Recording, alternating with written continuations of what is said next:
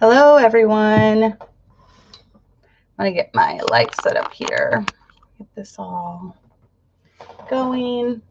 See if that helps. There we go. Get some light here. All right. Wait for everyone to join. Did you know today is the shortest day of the year? So starting tomorrow, the days start to get longer. It stays lighter out longer, which I will love because I don't like the darkness. Hello, Jessica. I know there are other live streams going on right now at the same exact time, so I'm hoping my faithful ones join tonight, my faithful few. Hello, Yvonne, Jessica. We have two Jessicas in the house, spelled differently. Hello, Karen, Denise. Yep. All right, so we got people joining. I got my text. Good. So how are you all? Hello, Angelie. You're up late again. I feel so honored that you stay up so late and wait for the show. It's good to see you. All right, so this was just a last minute thought. Obviously, my days have been wrapped up in the baby, but things are smoothing out now. We're on more of a schedule. She had a rough patch between week 3 and 4. One of the ladies in our church told me that her pediatrician had told her that babies all go through that around week 3 or 4. So just a fussy time. And it was weird. It was like a few nights, but she's doing better.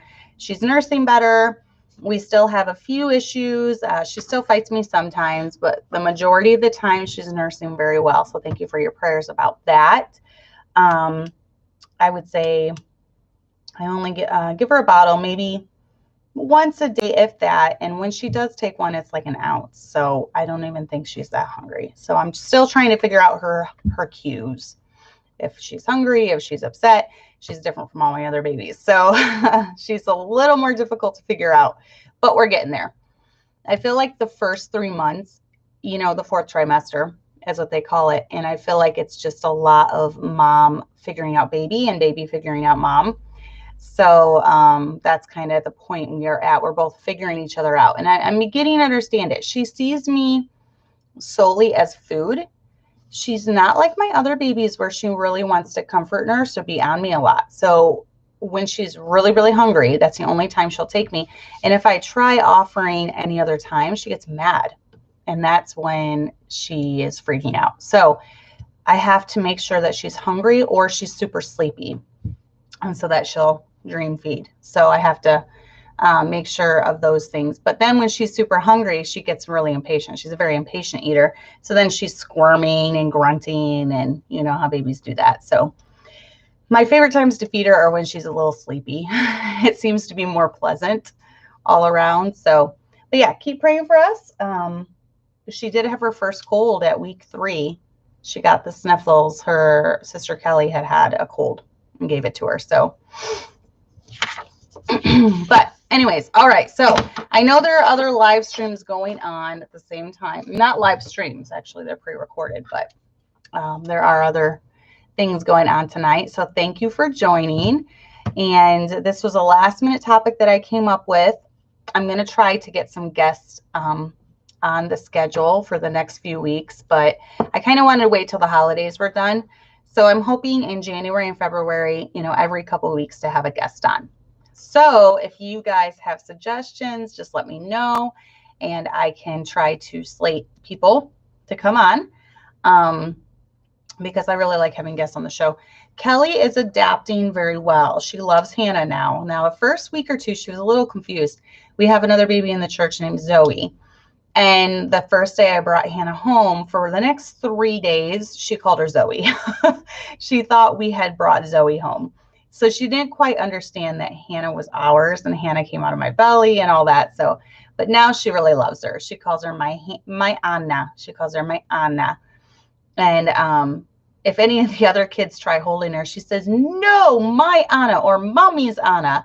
So she's very territorial. She's always like, oh, Anna, and like trying to stroke her and, give her passy and things like that. So when we first brought her home, anytime one of the other kids would take the baby, Kelly would run over and like climb up in my lap. You could tell she was just really missing being the baby. But she's adapted really well over the last month. So I would say the first week or two was a little hairy, but she's doing better now. So she's a little tyrant. She is almost 2. So it is a little difficult. Hats off to all you ladies that have littles that are in diapers, like multiple kids in diapers. I had forgotten how tough that was. And luckily I have help at home. So I don't know how I did it when I had kids 3 and I had 3 kids 3 and under. I know how I did it. I don't remember because I was so tired. I was tired all the time. But it is tough.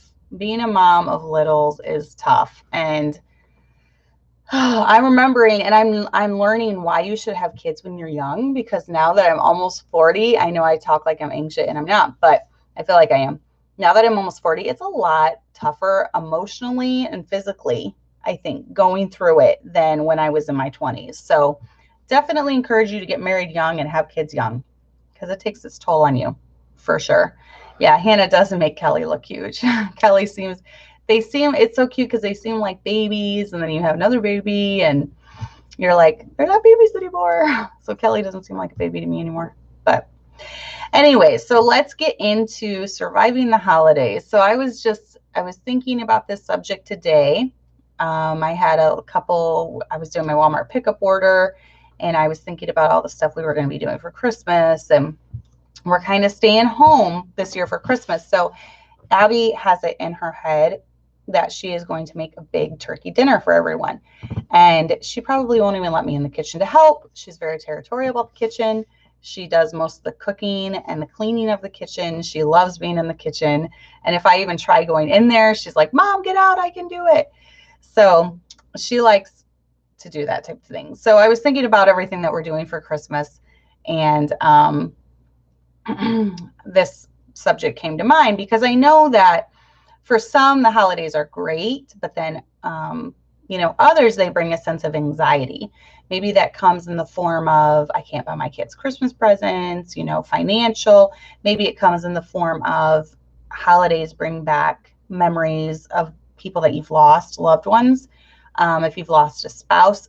I remember the first New Year's after my dad died was really, really tough on my mom. And I remember I was only, I would have been almost 18 because of New Year's Day. And then I turned 18 later that month. But I still remember we were at my aunt's. We had gone to Texas to spend the holidays. We were there through New Year's. And they all had their significant others there when the clock rolled over. And I remember seeing my aunts and my cousins with their significant others. They were kissing, right when it turned midnight or whatever. And I remember looking over at my mom. I just happened to look over at her, and she was crying. She was bawling her eyes out because my dad had been dead now about 9 months at that time. So I just remember it made a huge impact on me. I felt so bad for her. I tried to comfort her as best as I could, as best as any 17, 18-year-old girl could. But I remember how the holidays were really, really tough for her that year. Now, the following year, she met what became my stepdad. So that did help the holidays, going forward. But I remember how hard those holidays were on her. So I realized that the holidays bring a sense of anxiety with some of these things. So I just had some tips that we could talk about. And please, I want you guys to, when we get to the part, especially about Christmas traditions, I want to know your Christmas traditions. So go ahead and leave them in the chat. Okay. So interact with me. Tell me I'm always looking for new things to do with my kids. So leave in the chat, what you guys do for Christmas traditions, things like that. But let's go over some of the things that bring anxiety. So one of the first things that I thought about was money issues. Money issues definitely play a part. One of the reasons that Thanksgiving is one of my favorite holidays, it is my favorite holiday, is because you have all the family get-togethers and the togetherness and the fellowship without the expense of presents. So I really, really love Thanksgiving because of that. But when it comes to Christmas, plan ahead. You know, Christmas is always the same day of the year. That's a Dave Ramsey saying. He said that all the time. It's always on December 25th. You know it's going to be there every year. So one thing that we used to do, my husband gets a Christmas bonus now, but in the years past when we didn't get that, what we would do is we get a sizable tax return every year because of the taxes we pay in and then all of our kids. And so what we would do is we would set aside our Christmas fund then in a savings account. And then we would just keep it in there the whole year. For the most part, we were pretty good about not touching it. There might have been one year where we had to drain our Christmas fund, but almost all the other years and it was the year we started the church actually. So yeah, there was one year that we had to touch it, and it was the year that we started the church. But any other year, we had that Christmas fund set aside, and we would use that money to, you know, buy all our Christmas presents. So save some money in savings. I know there are some banks that do like Christmas funds throughout the year, where every week or every paycheck they'll take like 50 out or 100 out. There's also some workplaces that do that. That's a great idea, but plan ahead, save so that it does not sneak up on you. And then plan throughout the year, such as buying. Now, I'm not really good at this, but I have my best friend is super good at this. She likes to go thrift store shopping, and you can find a lot of good deals at thrift stores that are brand new, never been used. She likes to look on eBay for different things. So she will actually be getting gifts for her kids and her family the entire year, and kind of just, if you have room to store it, you know, then that's a great idea. Yes, Carl, I knew that was a tradition because we have a Mexican family in our church, and they do that, and they stay up till midnight, and then they open their gifts at midnight. My kids would love it if we did that because most of them stay up the whole night. They can't sleep. But no, we don't do that. That is not a McMurtry tradition. But yeah, I did know the Menez family in our church, they do that. They stay up, and at midnight, they open up their gifts. And my kids are always like, oh, why can't we do that? Like, that's not our tradition. But yeah, definitely you can plan throughout the year. Definitely stay on budget. So whatever budget you set, stay on budget. No credit card.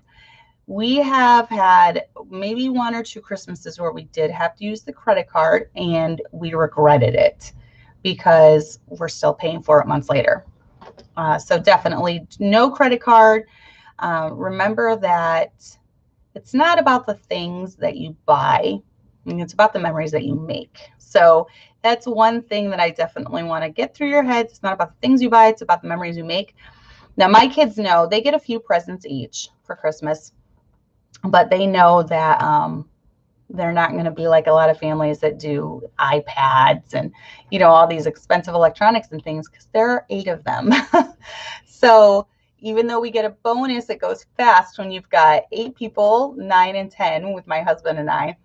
So it goes super, super fast when you have that many people. So there's a set amount. I try to spend the same amount on each kid and get the same amount of presents, or close to the same amount of presents for each kid. So, and then, you know, no credit card. Don't use a credit card.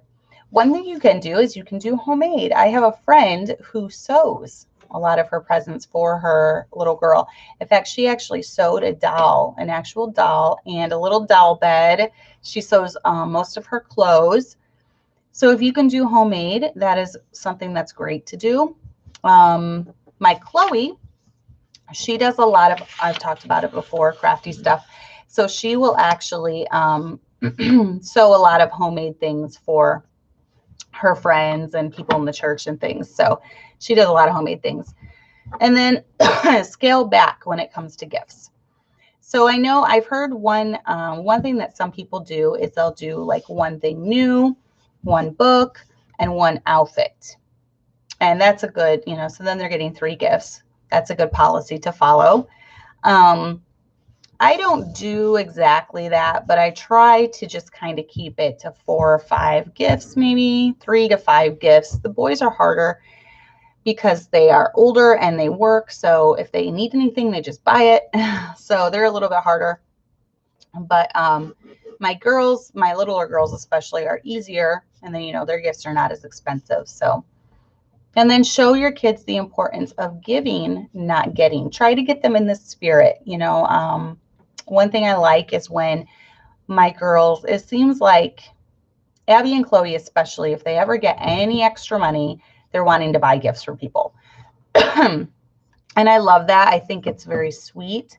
For me, I'm not able to do that as much because I have to focus more on my family. I'm the one getting the gifts for my family. So I'm not able to spend the time doing homemade gifts like I would like. This year, my Christmas spirit until this last week has been pretty much zilch because I've been pouring so much attention and focus into Hannah. So this year, I'm finally just now starting to feel like we're on a schedule, and, she's kind of coming out of her tough newborn stage as far as trying to read her cues and trying to figure out nursing and all that. So I have not been able to focus so much, but it's just this year. It's this season, which we will talk about a little bit later. I realize I'm in a tough season of life right now with a newborn. So I've scaled back big time when it comes to stuff that I've done for Christmas. So Jessica, I also do that. She said she usually goes to nice consignment shops and gets some gently used toys for a good price. And they seem to play with the used stuff more than the new stuff. Well, there's no shame in that. And a lot of stuff, a lot of used stuff, people might get it for their kids and they might play with it one time or two times, if that. I've gone to thrift stores and gotten things that haven't even been opened. So it's always nice when you can find a good deal like that. I love that, Leslie. My mom has done that for like the past 4 years. That's been our gift from my mom and my stepdad, is that we rent a cabin. And they didn't do it this year. I don't know if it was just COVID stuff or what, but we're not doing this year. And I'm kind of bummed about it. Kind of bummed in a way, but kind of not, because I do have a newborn. But she said they moved away from all of our families. So they have a new tradition. They rent a cabin for Christmas, which with my mom, she rents the cabin for my whole side of my mom's whole side of the family. But that's a really cool tradition. I've heard of a lot of people that they make memories instead of buying stuff. And I think that's pretty cool. I would love to go on trips instead of getting stuff. Personally, I would love that. So then Angelique said, I bought my nephews expensive Toy Story figures and they broke one and lost the other. One year, my nephew asked for an Amazon cardboard box. He still has it and loves it. That's hilarious. Kids are weird. Kelly loves boxes. She's so funny. The Great Wolf Lodge is so fun. It is so much fun. They will love that. Jessica's doing that with their kids. Yes, I love the making memories thing. In fact, my husband and I were just talking about this because we were talking about how it's always so cold in Illinois in December. And we were asking the kids, we're like, hey, how about next year, instead of presents, why don't we go on a trip somewhere to like Florida, or somewhere with a beach? So I really like that idea. I'm going to keep that in mind. Make the memories instead of giving the stuff. Hey, 6 million.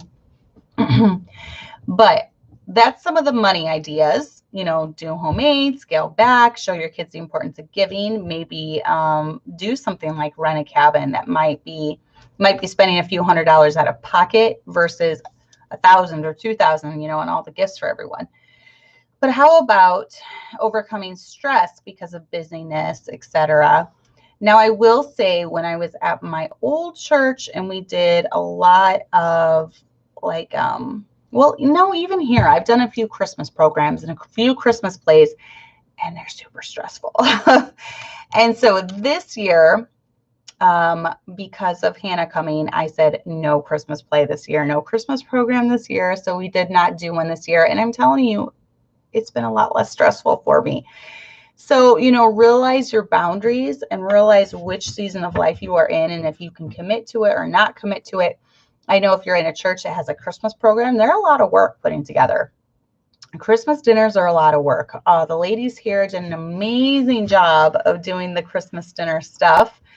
I had told them back in November when my husband was planning on having Pastor Fritz out here, I had told them I'm gonna have a newborn. She's gonna be 1 or 2 weeks old. I'm not gonna be able to do anything.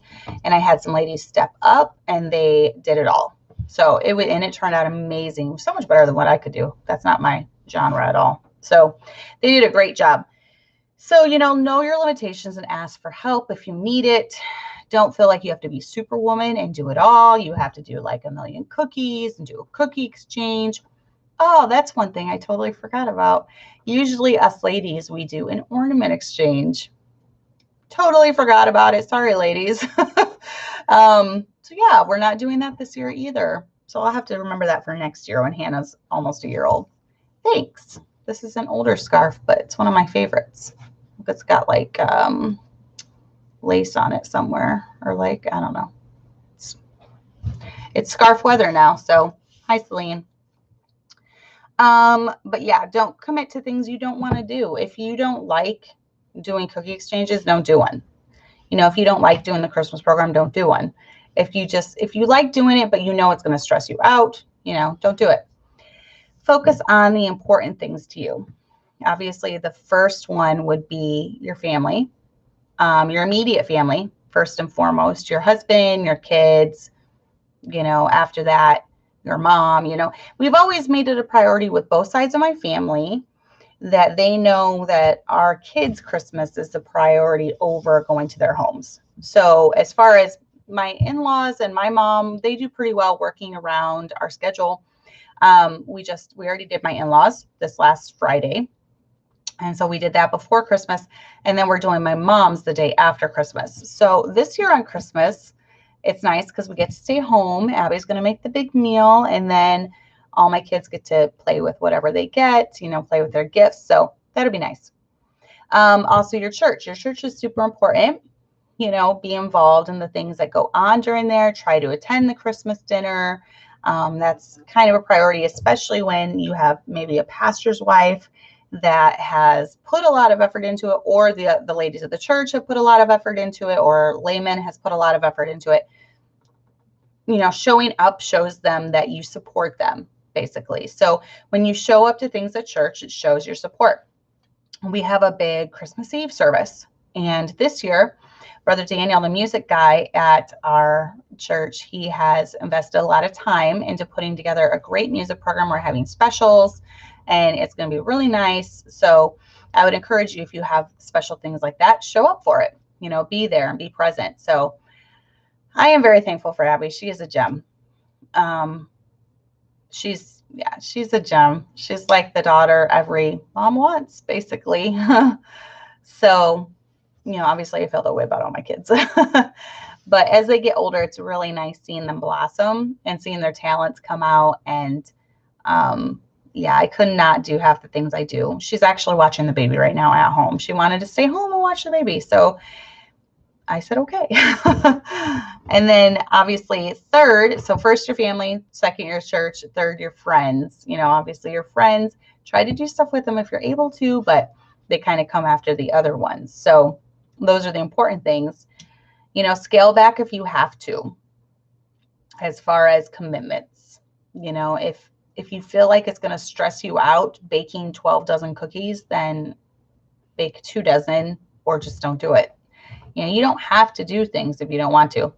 Learn to say no. Obviously that's the next step. Learn to say no.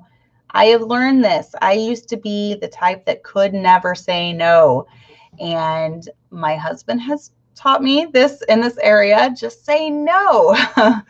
And myself, I've had to. The more kids I get, the more responsibilities I get, the more times I've had to say no, or I've had to turn down opportunities. So I don't know if our candlelight service will be live streamed. I hope so, because it's going to be really nice. There's a lot of really neat songs that are going to be sung and specials that are going to be done. So I'm thinking he might live stream it. I'm assuming. So I'll tell him that someone asked for him to live stream it. I'm pretty sure he will. And then know your limits. If you're going to be completely stressed out, if you're stressed out, your family is going to be stressed out too. So you don't want your whole family, you don't want them like all stressed out you want them to enjoy Christmas and, the holidays. And I have a lot of good memories of Christmases and holidays growing up, but I also have some memories where my mom was completely stressed out of her mind. And I still remember that. Those really, really stick out to me. So I keep that in mind that, okay, if I remember that, my kids are going to remember when I'm stressed out too. And, so really try to tone down the stress, try to make the holidays enjoyable for your family, because you set the tone in the home, you set the mood in the home. So, just try to remember that. So yeah. Does anyone have a favorite Christmas movie? What are your favorite Christmas movies? One of mine is the Peanuts Christmas. I have fond memories of when I was younger, all the lights in the house being off and only the Christmas lights being on, and sitting there and watching Peanuts Christmas. I loved it.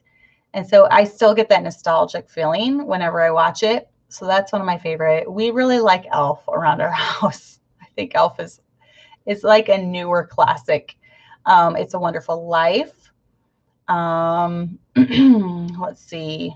It's a Wonderful Life. What else? Obviously, the Christmas Story. My husband looks like the Christmas Story kid. When he was a kid, my husband looked a lot like him. It's kind of uncanny. So yes, Charlie Brown Christmas. I remember watching National Lampoon's Christmas Vacation when I was little. I remember my parents watching it. I haven't watched it since I was an adult. Polar Express has pretty music. I kind of listen to the music a lot and all the songs. I like any movies with Christmas music. Jingle All the Way is one of my husband's favorite movies. He loves Arnold Schwarzenegger in that. That is so funny. Yeah, that is a funny movie. That's a classic too. So definitely, I would just say stay away from Christmas Shoes. It's the worst movie ever made, basically. And the only purpose of Christmas Shoes is to get you to cry. And for me personally, I'm not like most women. I hate crying. And so I don't like movies that are designed to make you cry. So I don't even know if I made it through the entire Christmas Shoes movie. But even the song, just stay away from it. Just trust me on this one. If you've never seen it, don't do it. Don't watch it. Stay away from it. Any Hallmark Christmas movie, basically, it's going to be a guy from a big city moving to a small town, wearing flannel, breaking up with his big city girlfriend, and falling in love with the chick whose business he's trying to destroy. That's basically the plot of every Hallmark movie. So, yeah. Yeah, so stay away from those type of movies. They're pretty much the same all the way around. But anyways, so yeah, go ahead and leave your favorite movie in the chat if you want.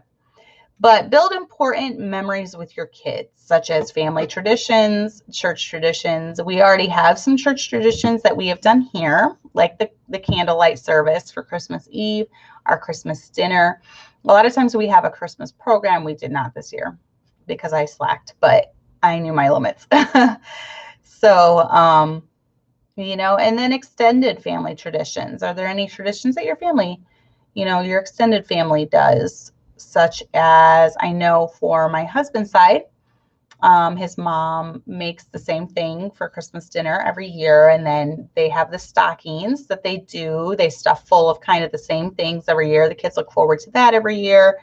So there are some things that they do. Like I said, with my mom, she had been renting the cabin, which my kids loved, getting to spend time with their cousins and things like that. So oh, yeah, if we do the white elephant, Celine, your comment reminded me of it.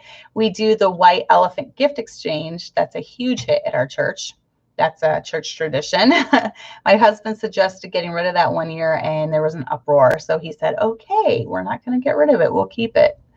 Celebrate Jesus Christ's birthday. Very cute. I know a lot of families that do a cake, and they sing happy birthday to Jesus. And I think that's great. That's getting into your kids' head, the real meaning of Christmas and why you're doing Christmas. Every year before we open presents, we read Luke 2 usually, you know, the Christmas story.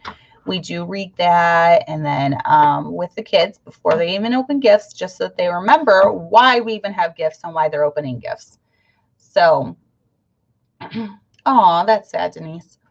And I was going to talk about sadness over loss at Christmas too.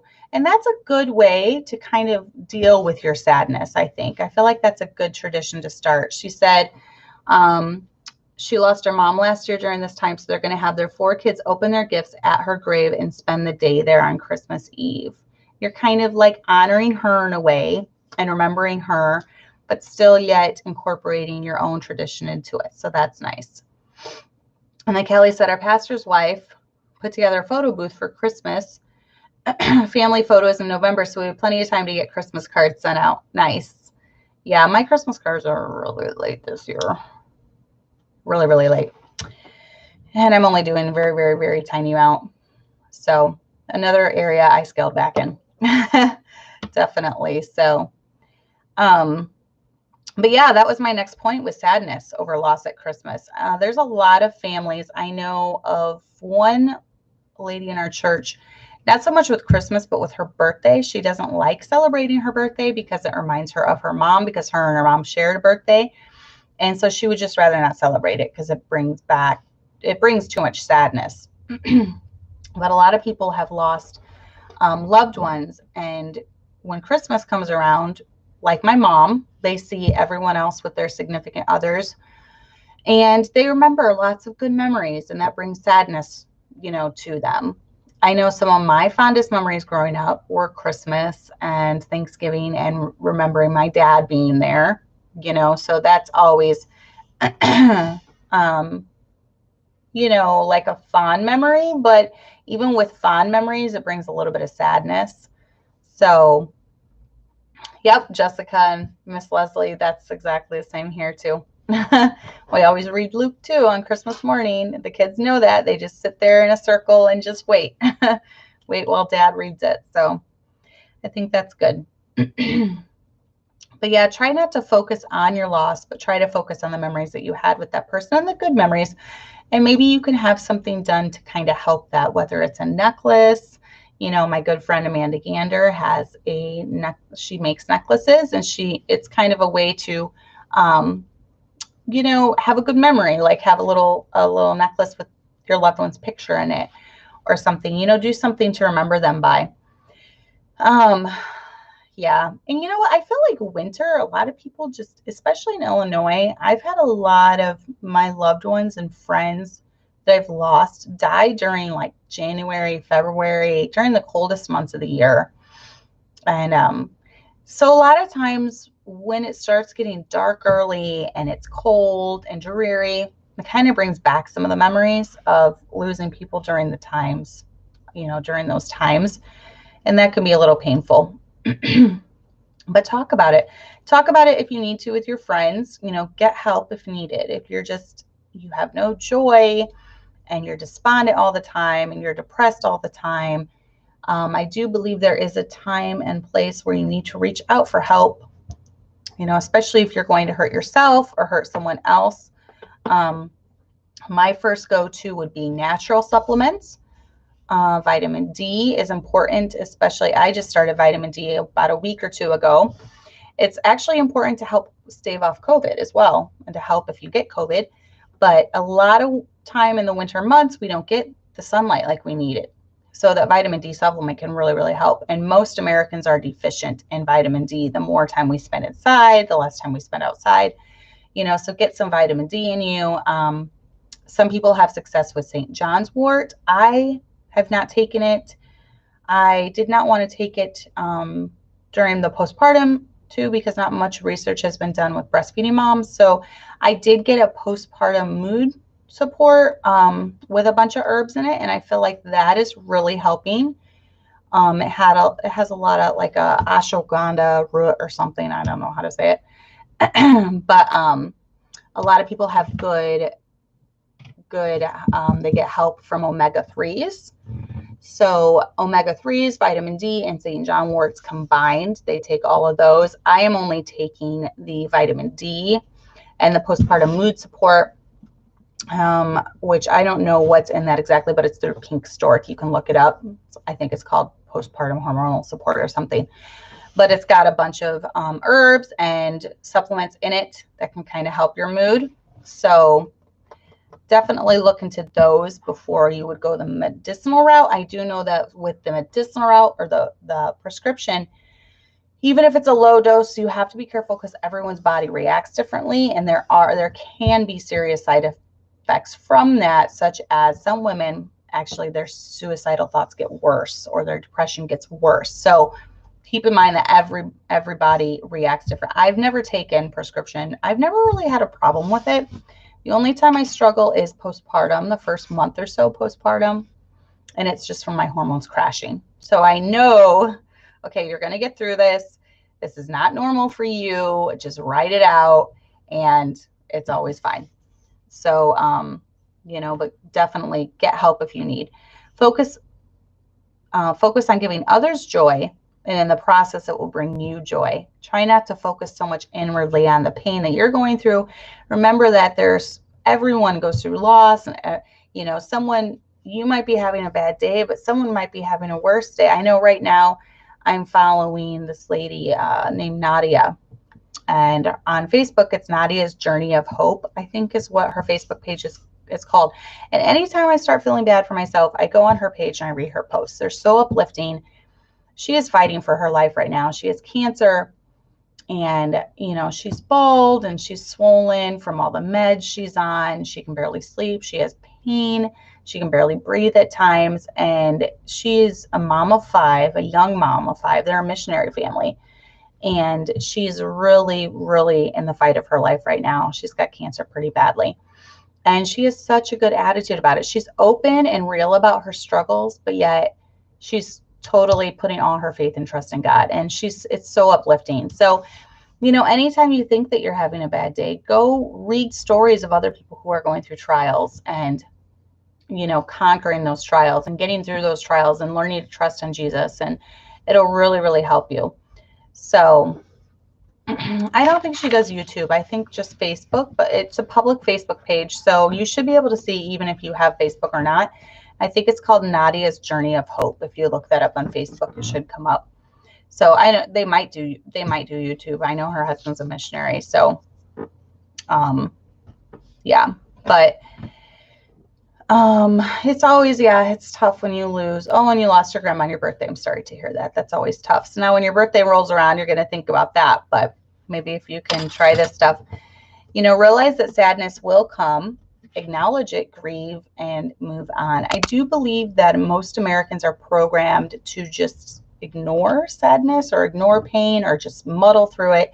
Definitely acknowledge your sadness and acknowledge your pain and grieve.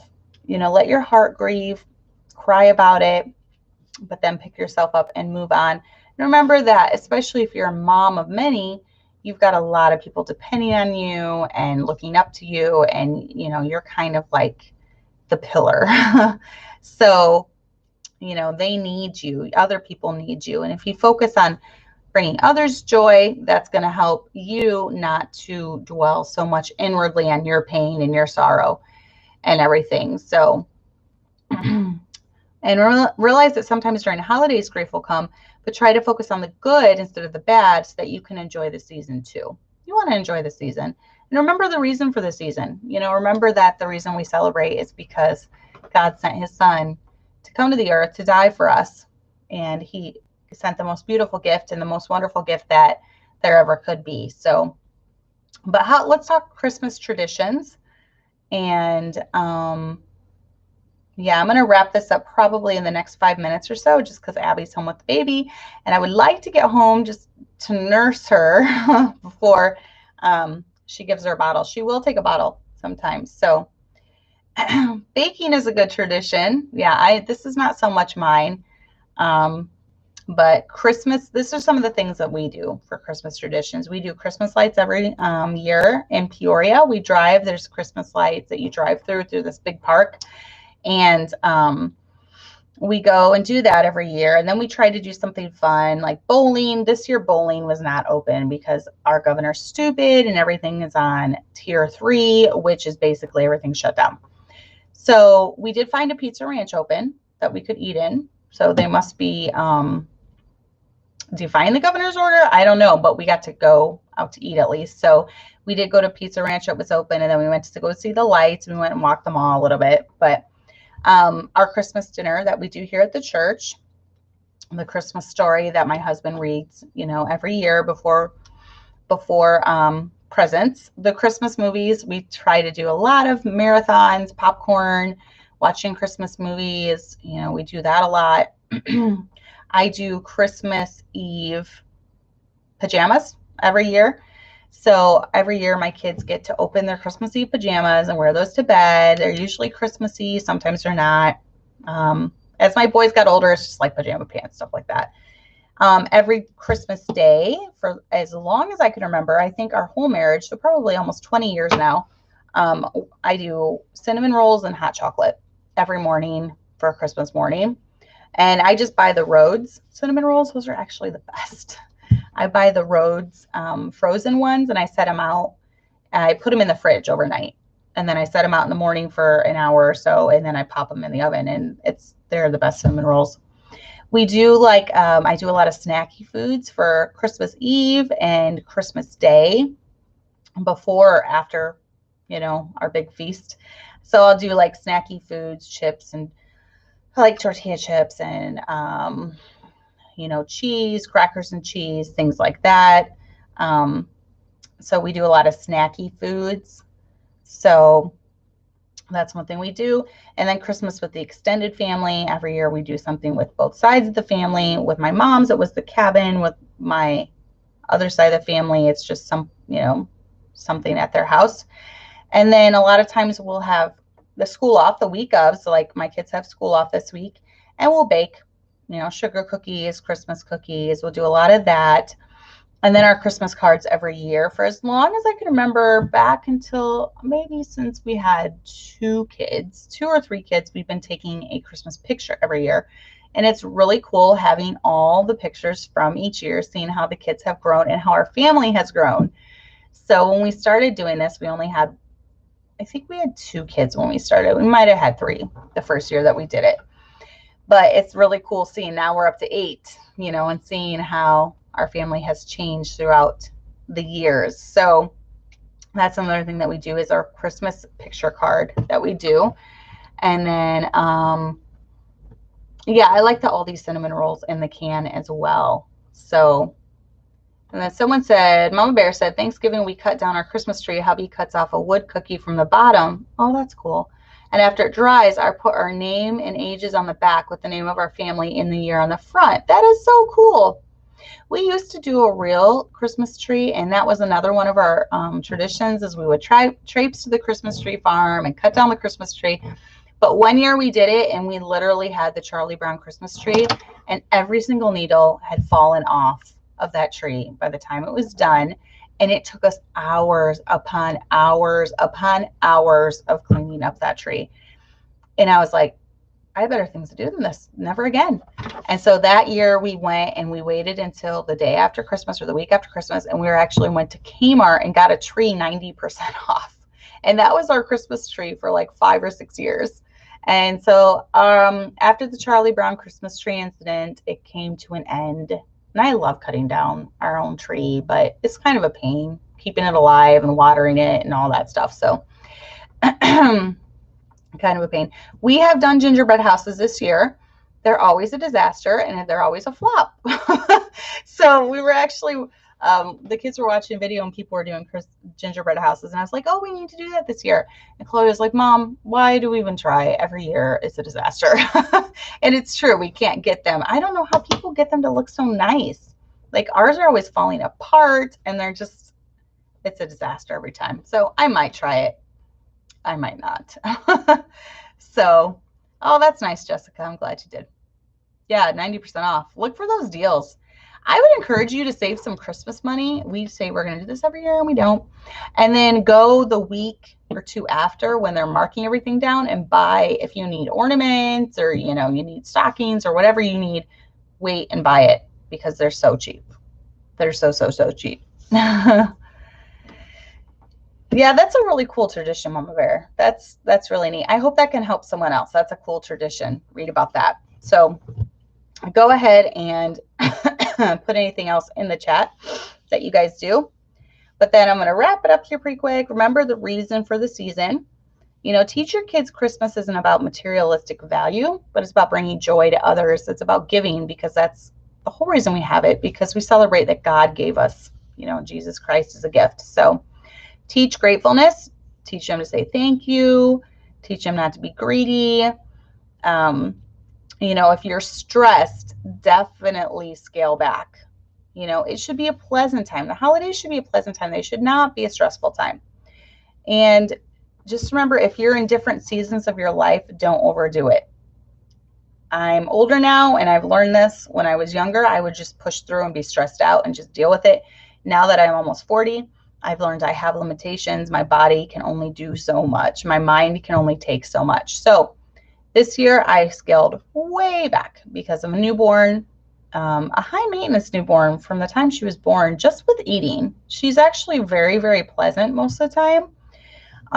It's just when it came to the eating issues that we struggled with. So, you know, I realized that I had to focus 99% of my attention on her during that time.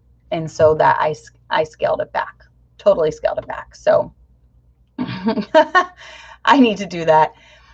Kelly said the Burzins family buys pre-made houses from Costco so they don't fall down. All of ours always fall down. It's a total joke. Like, they look fine, and then we come out the next morning and they're just, it's like earthquake. An earthquake came through and they're just collapsed. So, like, what's the point? But I didn't know they had pre-made ones. Definitely. So, all the ones I've gotten have been like Walmart or Aldi ones. So that would be an idea, to get the pre-made ones. Really, Kelly? That brings me hope. And she's only my most needy as far as just figuring out the nursing. Like I said, she's pretty, overall, she's like less high maintenance than Kelly was. Kelly was my most high maintenance as far as just needing me, needing to be on me, and needing to be, you know, she nursed well, but she nursed so well, that's all she wanted to do. She used me as a pacifier. She would not take a pacifier. You know, Hannah actually takes a passy. She really loves her passy. She'll take a bottle if I need her to. That's part of the struggle, is going, you know, figuring out the bottle and the nursing and all that. So I didn't know that, Jessica. And she said you have to mix egg white with the powdered sugar as well as a bit of milk to make the frosting more sticky, and it dries harder. Maybe that's our problem. It doesn't get hard enough. It doesn't dry hard enough. I don't know. Thanks for all the tips. Maybe I'll try it if we do gingerbread houses this year. So, no, it's getting better, Mama Bear. She's getting better for sure.